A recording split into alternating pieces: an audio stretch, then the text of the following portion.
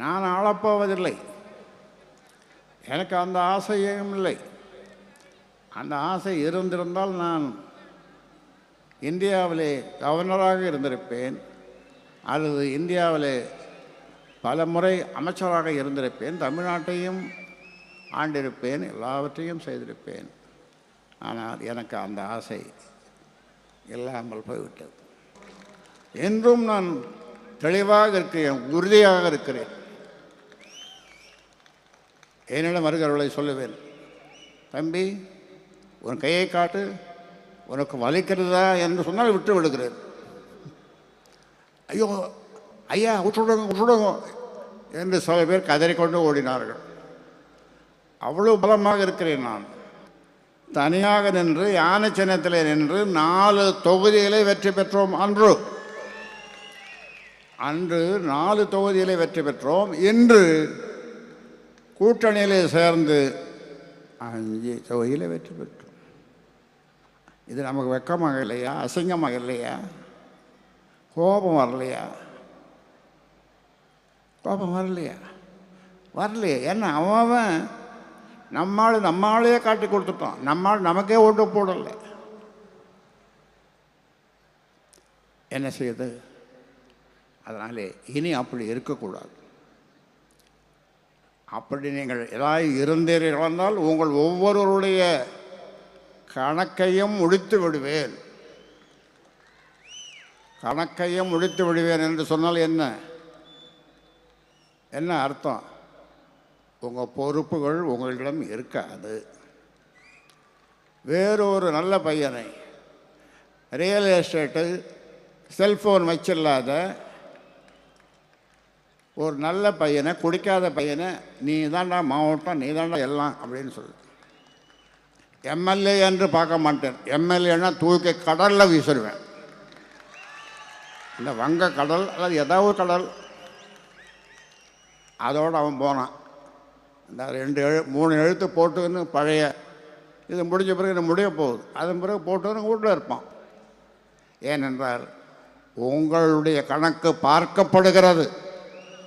உங்களுடைய கணக்கு, உங்களை பற்றிய கணக்கு எடுக்கப்படுகிறது.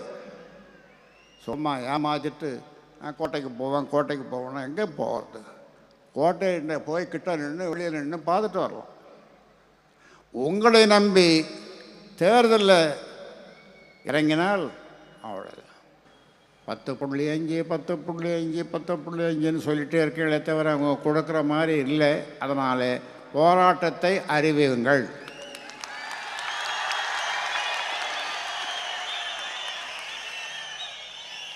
அதைத்தான் நீங்கள் எதிர்பார்த்து வந்திருக்கிறீர்கள் என்பது எனக்கு தெரியும். நிச்சயமாக போராட்டத்தை அறிவிப்போம். இதுவரை நடந்திராத போராட்டம் அதுவாகத்தான் இருக்கும். அந்த போராட்டத்துக்காக நாம் எவ்வளவு தியாகத்தையும் செய்வதற்கு நாம் தயாராக இருக்கின்றோம். நம்ம ஆட்சியில் இருந்தால் நான் முதலமைச்சராக இருந்தால் என்ன பண்ணும் தெரியுமா?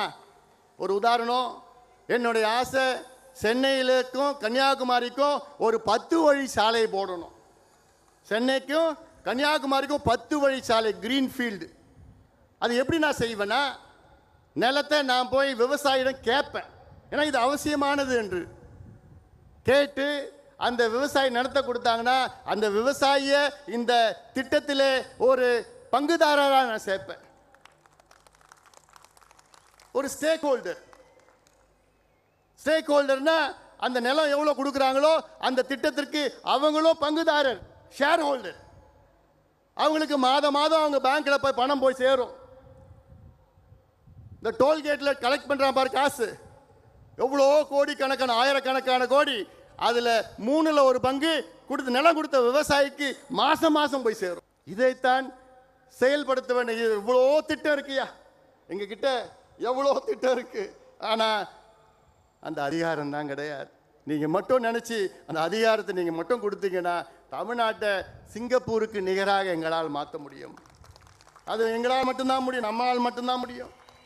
வேறு யாரால முடியாது, யாரும் தெரியாது.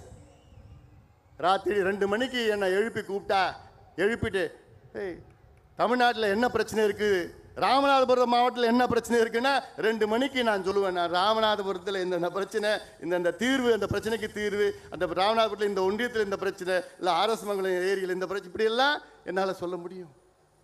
தமிழ்நாட்டில் 38 மாவட்டத்தில் உள்ள என்னென்ன பிரச்சனை இருக்கிறோ அத்தனையும் எங்களால் சொல்ல முடியும்.